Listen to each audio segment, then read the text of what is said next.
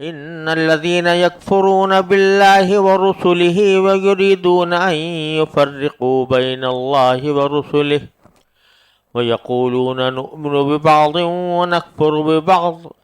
ويريدون ان يتخذوا بين ذلك سبيلا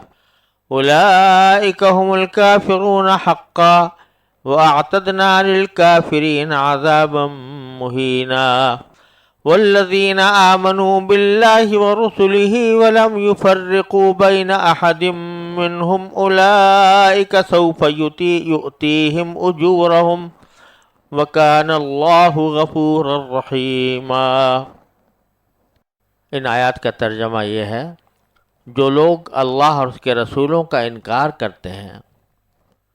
اور اللہ اور اس کے رسولوں کے درمیان فرق کرنا چاہتے اور کہتے ہیں کہ کچھ رسولوں پر تو ہم ایمان لاتے ہیں اور کچھ کا انکار کرتے ہیں، اور اس طرح وہ چاہتے ہیں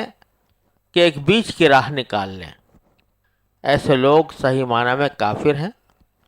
اور کافروں کے لیے ہم نے ذلت آمیز عذاب تیار کر رکھا ہے۔ اور جو لوگ اللہ پر، اس کے رسولوں پر ایمان لائیں اور ان میں سے کسی کے درمیان فرق نہ کریں، تو اللہ ایسے لوگوں کو ان کے اجر عطا کرے گا، اور اللہ بہت معاف کرنے والا، بڑا مہربان ہے۔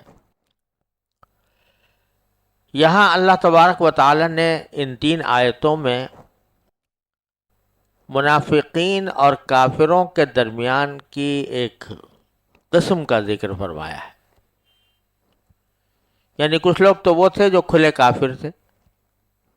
نبی کریم صلی اللہ علیہ وسلم کا بھی انکار کرتے تھے، پچھلے انبیاء کا بھی انکار کرتے تھے،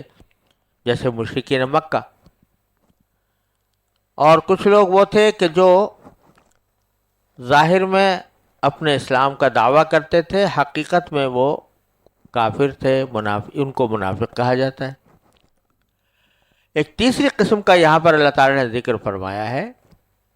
پیچھے منافقین کا ذکر چلا آ رہا تھا، اور اب ایک تیسری قسم کا ذکر فرمایا ہے۔ یہ وہ لوگ ہیں کہ جو فی الجملہ اس بات پر تو ایمان لاتے ہیں کہ اللہ تبارک و تعالی انسانوں کی ہدایت کے لیے پیغمبر بھیجتے رہے ہیں، اس سے وہ منکر نہیں ہیں، جیسے کہ مشرکین مکہ منکر تھے۔ وہ کہتے تھے کہ کسی پیغمبر کو نہیں مانتے۔ حضرت ابراہیم علیہ السلام کو بے شک وہ اپنا مقتدی سمجھتے تھے، لیکن کیا ان کو اللہ کا رسول سمجھتے تھے یا ویسے ہی مقتدی سمجھتے تھے، یہ بات واضح نہیں ہے۔ اس لیے وہ تو رسولوں کا انکار کرتے تھے۔ لیکن کچھ لوگ وہ ہیں کہ جو بعض رسولوں کو مانتے تھے، بعض رسولوں کو نہیں مانتے تھے۔ فی الجملہ یہ سمجھتے تھے کہ اللہ تعالیٰ نے کچھ پیغمبر بھیجے ہیں، لیکن کون پیغمبر ہے صحیح معنی میں اور کون نہیں ہے، اس کے بارے میں وہ تردد میں بھی مبتلا تھے، بلکہ بعض انبیاء کا صریح انکار کرتے تھے۔ جیسے کہ مثلا عیسائی لوگ جو ہیں وہ حضرت موسیٰ علیہ السلام کو بھی مانتے تھے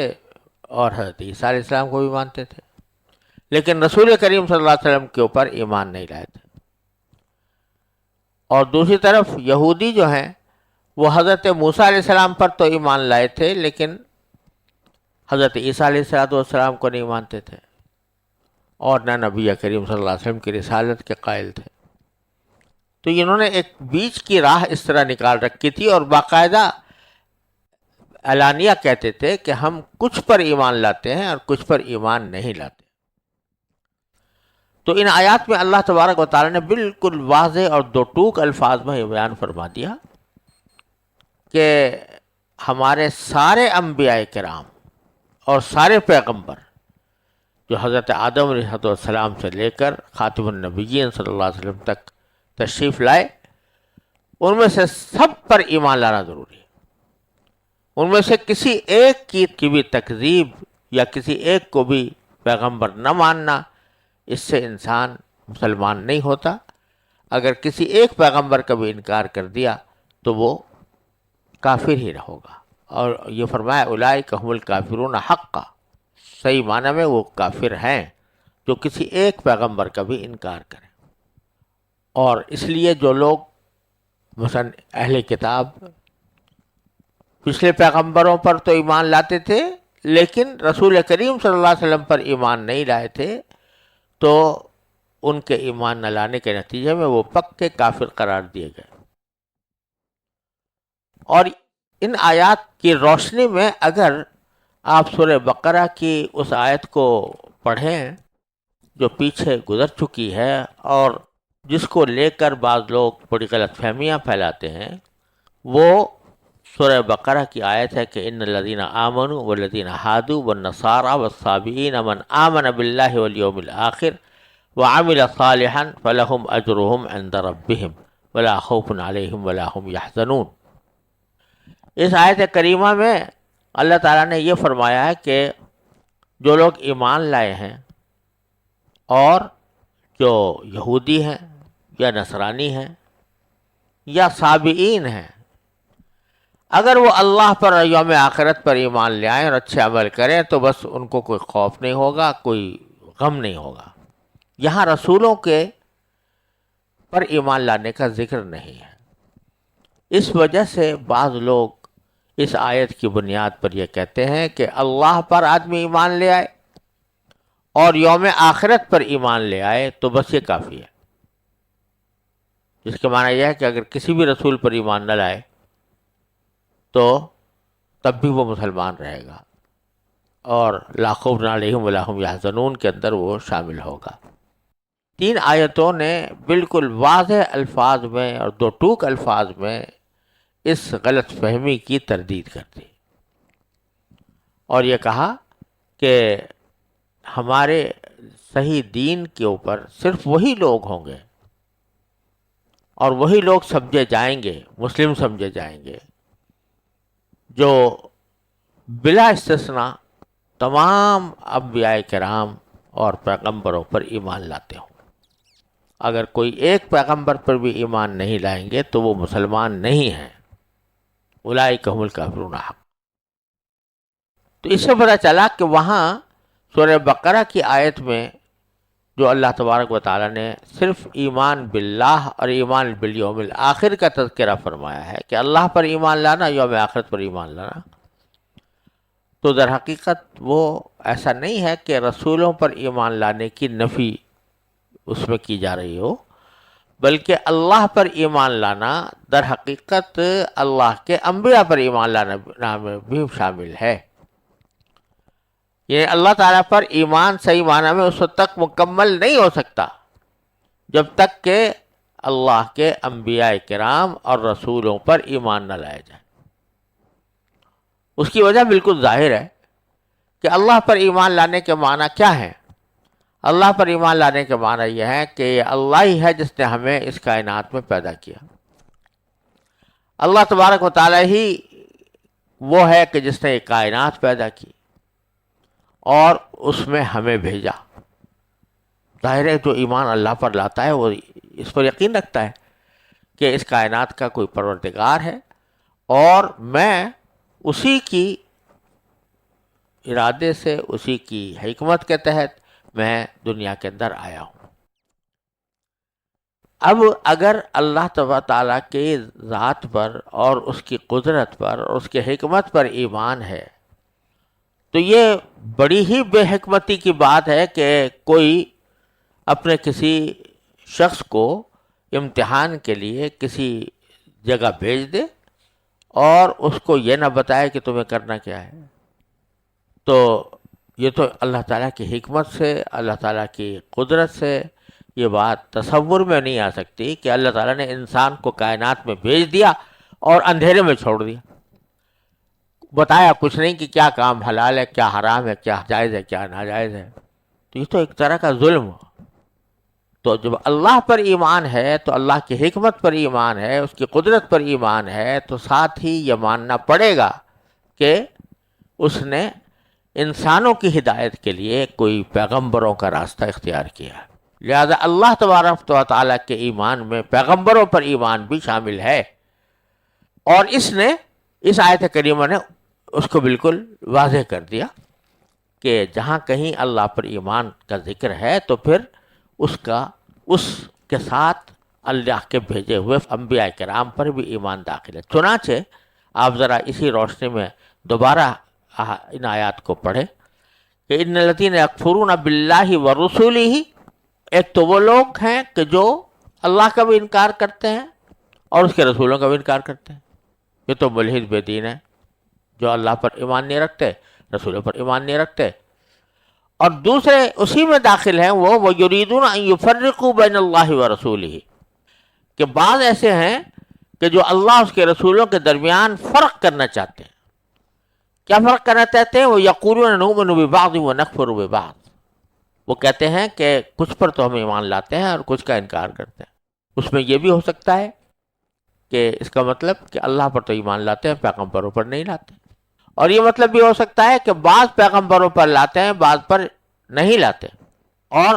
قرآن کریم کہتا ہے وَيُرِيدُونَ أَن يَتَّخِذُوا بَيْنَ ذَلِكَ سَبِيلًا، اس طرح وہ چاہتے ہیں کہ کفر اور ایمان کے درمیان ایک بیچ کی راہ نکال لیں۔ اس پر تبصرہ باری تعالیٰ نے کتنے زوردار الفاظ میں فرمایا، اولئک هم الکافرون حقا، ایسے لوگ صحیح معنی میں کافر ہیں جو اللہ پر ایمان لائے رسولوں پر نہ لائے، یا کچھ رسولوں پر لائے کچھ پر نہ لائے، سب کافر ہیں حقا صحیح معنی میں۔ اور ساتھ ہی یہ بھی فرمایا وَأَعْتَدْنَا لِلْكَافِرِينَ عَذَابًا مُهِينًا، اور کافروں کے لیے جن میں وہ لوگ بھی داخل ہیں جو منافق ہیں،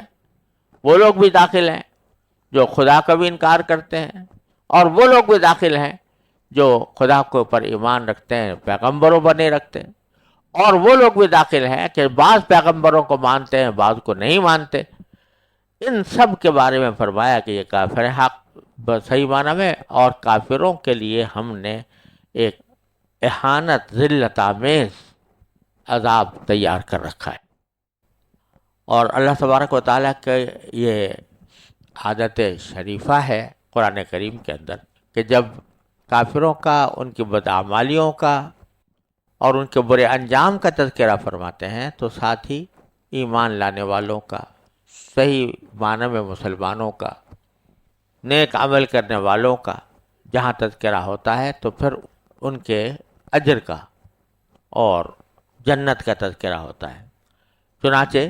پیچھے جو ہے کافروں کا تذکرہ کرنے کے بعد اللہ تعالیٰ فرماتے ہیں والذین آمنوا باللہ ورسولہ،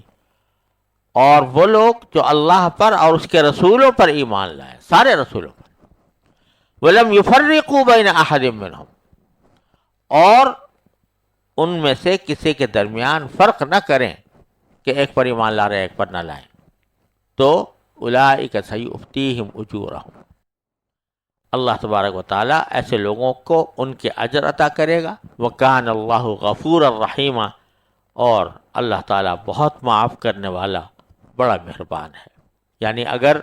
ان مومنوں سے جن کو اللہ تعالیٰ نے مومن تسلیم فرمایا ہے اور ان کے لیے اجر کا وعدہ کیا ہے، ان سے بتقاضائے بشریت غلطیاں سرزد ہوں، کوئی گناہ کر بیٹھیں، تو اللہ تبارک و تعالیٰ ان کو بخشنے والا بھی ہے، ان پر رحم کرنے والا بھی ہے۔ تو باوجود غلطیوں کے جب وہ اللہ تعالیٰ کی طرف رجوع کریں گے، استغفار اور توبہ سے کام لیں گے، اپنے کیے پر نادم ہوں گے، تو اللہ تبارک و تعالیٰ ان کی توبہ بھی قبول فرمائے گا اور ان کو معاف بھی فرمائے گا،